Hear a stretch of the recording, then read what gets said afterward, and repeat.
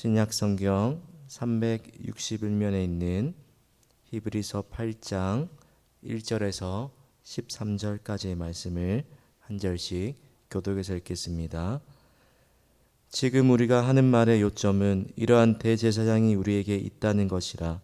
그는 하늘에서 지극히 크신 이의 보좌 우편에 앉으셨으니 성소와 참 장막에서 섬기는 이시라. 이 장막은 주께서 세우신 것이요 사람이 세운 것이 아니니라. 대제사장마다 예물과 제사 드림을 위하여 세운 자니 그러므로 그도 무엇인가 드릴 것이 있어야 할지니라. 예수께서 만일 땅에 계셨더라면 제사장이 되지 아니하실 것이니 이는 율법을 따라 예물을 드리는 제사장이 있음이라. 그들이 섬기는 것은 하늘에 있는 것의 모형과 그림자라.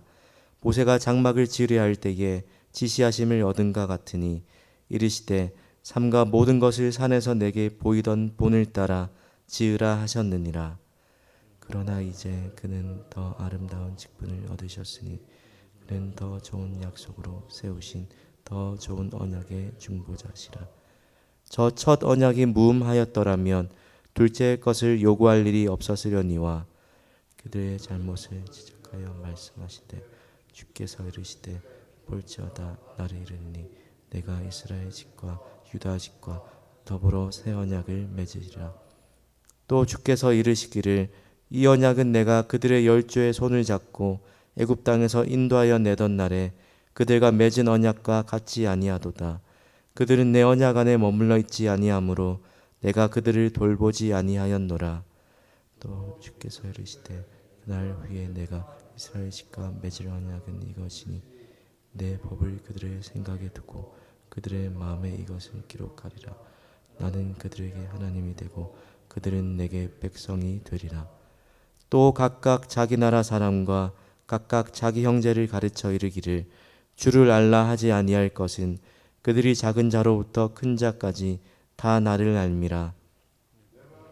불의를 긍휼히 여기고 그들의 죄를 다시 기억하지 아니하리라 하셨느니라. 함께 읽겠습니다.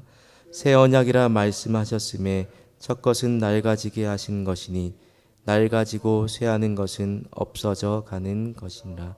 아멘. 새로운 법이 공포되면 그 이전에 있던 법은 자연적으로 효력이 소멸하게 됩니다. 구약시대에 주어졌던 모세의 옛 언약은 예수님이 세우셨던 새 언약으로 그 효력이 소멸된 과거의 법입니다.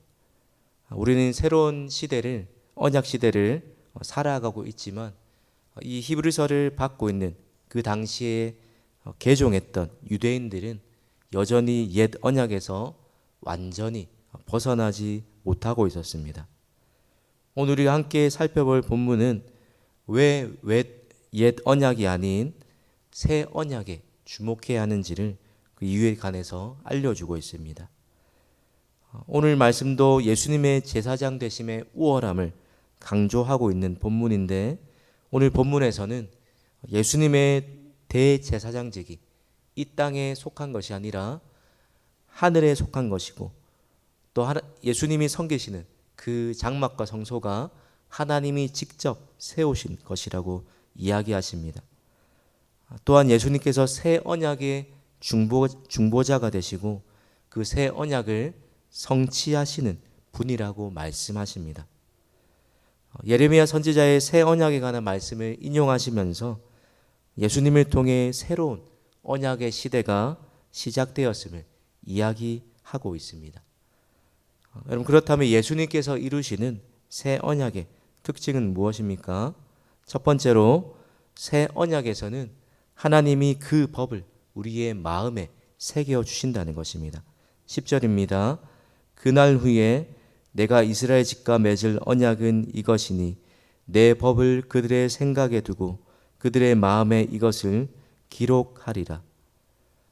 구약시대의 모세를 통해서 주셨던 율법은 돌판에 새겨진 율법이었습니다. 돌판에 새겨진 법을 받았지만 그 법을 온전하게 순종하지 못했습니다.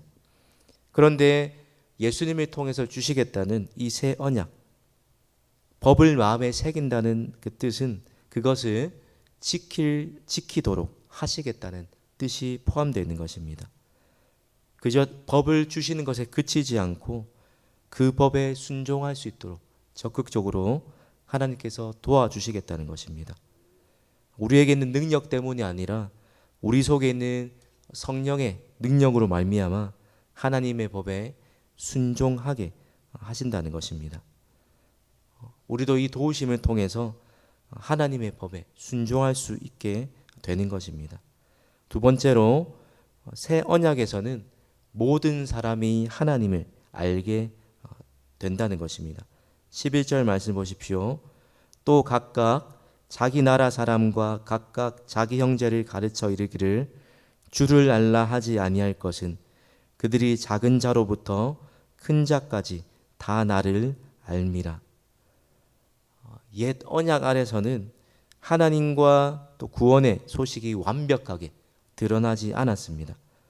그런데 새 언약에서는 구원에 관한 소식과 또 하나님이 어떤 문제에 관한 내용들이 완전하게 드러나게 되었습니다. 옛 언약에서는 선택된 이스라엘 백성들에게만 하나님을 알게 되는 특권이 있었지만, 그리고 구약시대에 하나님의 뜻을 알 수 있는 사람들이 소수에 불과했지만, 그러나 이제는 모든 민족이 하나님과 또 예수님을 알게 되고 그 구원의 복된 소식을 접할 수 있게 되었습니다.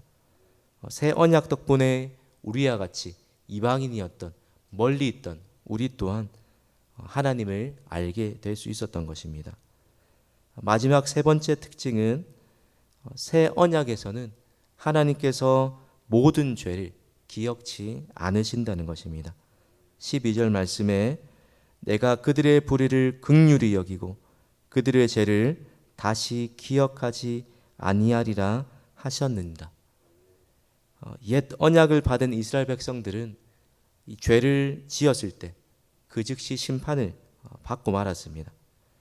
그런데 오늘 새 언약을 통해 하나님이 약속하신 한 가지 사실은 이제 더 이상 하나님께서는 예수님 안에 있는 하나님의 백성의 죄를 기억지 않으시겠다는 것입니다. 왜냐하면 새 언약의 중보자이신 예수님께서 완전한 제물이 되셔서 자기 몸을 십자가에 완전한 제물로 드리셨기 때문입니다. 이로 인해서 하나님은 죄에 대한 모든 진노를 거두셨습니다. 여러분, 그러나 하나님께서 모든 죄를 기억지 않으신다는 이 사실을 우리가 이제부터는 죄를 용서받았으니 내 마음대로 죄를 지어도 된다라고 그렇게 오해해서는 안 될 것입니다. 더 많이 용서받은 자가 더 많이 사랑한다라고 하신 말씀처럼 우리가 하나님께 용서를 받았기에 더욱 하나님의 뜻에 순종하는 것이 마땅한 반응이어야 할 것입니다. 오늘 언약은 하나님과 또 이스라엘 백성 사이를 이었던 끈이자 하나님의 백성을 구별짓는 징표였습니다. 언약으로 하나님과 그 백성 사이가 관계가 유지되었었습니다. 그런데 예수님을 통해서 새롭게 맺어진 두 번째 새 언약이 필요했던 이유는 언약 그 자체에 문제가 있었던 것이 아니라 언약을 제대로 지키지 않아서 하나님께서 이 새로운 언약을 주시겠다라고 말씀하신 것입니다. 이스라엘 백성들이 그 언약을 깨뜨렸기 때문에 하나님께서 그 옛 언약의 한계를 말씀하시면서 새로운 언약을 약속하고 계십니다. 하나님이 이 언약을 회복하시기 위해서 예수님을 우리에게 보내주셨습니다. 오늘 본문을 통해서 예수님은 하나님과 하나님 백성이 다시 끊어졌던 언약을 맺도록 하시는 중보자라고 말씀하십니다. 이전에 그 언약을 갱신할 뿐만 아니라 더 풍성하게 그 언약을 회복시켜 주셨습니다. 이렇게 예수님을 통해서 완성된 언약, 새롭게 주어진 언약을 새 언약이라고 부릅니다. 본질적인 면에서 너희는 내 백성이 되고 나는 너희의 하나님이 된다 라는 면에 있어서는 같지만, 그러나 새 언약에서는 하나님의 사랑이 더욱 돋보이는 것이 차이점입니다. 대제사장인 예수님은 영원히 변치 않는 언약의 보증이 되시는 분입니다. 연약한 백성들에 인해서 깨어진 옛 언약과는 다르게 새 언약에서는 예수님의 그 새로운 중보자 되심으로 말미암아서 그 언약이 영원히 변하지 않고 결코 깨어지지 않습니다. 성도 여러분, 우리도 예수님 안에서 새 언약 백성이 되었습니다.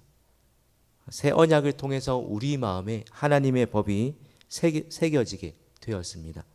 뿐만 아니라 우리의 모든 불의를 긍휼히 여기시고 우리의 죄를 용서해 주실 뿐만 아니라 우리의 죄를 다시는 기억하지 않으시겠다라고 약속해 주셨습니다. 이러한 큰 은혜를 베풀어 주신 하나님께 감사하면서 우리 마음에 새겨진 하나님의 법을 따라서 오늘 하루도 더욱 하나님의 뜻에 따라 살아가시는 저와 여러분 되시기를 주님의 이름으로 축원합니다. 기도하겠습니다. 은혜와 긍휼이 풍성하신 하나님 아버지, 우리 생각과 마음에 하나님의 법을 새겨주시며 우리의 죄를 다 용서하시고 기억하지 아니하시겠다고 말씀하신 은혜에 감사합니다. 하나님, 우리는 연약하여서 하나님의 법에 굴복하지 않을 뿐 아니라 또한 모든 율법을 다 지킬 수 없었던 자였지만 주님, 우리를 포기하지 아니시고 우리 연약함을 하나님 불쌍히 여기셔서 새로운 언약의 중보자 되신 완전한 대제사장 되신 예수님을 우리에게 보내주셔서 우리가 다시 하나님과의 관계를 회복하며 하나님의 말씀을 따라 살아갈 수 있는 새로운 기회를 허락하여 주시니 감사합니다. 하나님, 지금도 하나님 보좌 우편에서 연약한 우리를 위해 끊임없이 예수님께서 간구하고 계심을 기억하게 하시며 또 영원한 성소에서 영원한 대제사장으로 지금도 쉬지 않고 일하고 계시는 그 예수님을 바라보며 지금 우리가 당하고 있는 어려움을 이겨낼 힘을 얻게 하여 주옵소서. 오늘 하루도 주님이 어떤 분인지를 더 깊이 묵상하며 주님을 더 깊이 알아가며 또 내 보좌 앞으로 담대히 나아가 주님 주시는 은혜를 힘입어서 하나님 오늘 하루도 믿음으로 승리하며 우리 믿음의 경주 앞에 놓여있는 모든 장애물을 극복하며 주님 주신 오늘 하루의 삶도 또 하나님의 법에 기쁘게 순종하며 하나님을 기쁘시게 하는 삶 되게 하여 주옵소서. 감사드리며 예수님의 이름으로 기도드립니다. 아멘.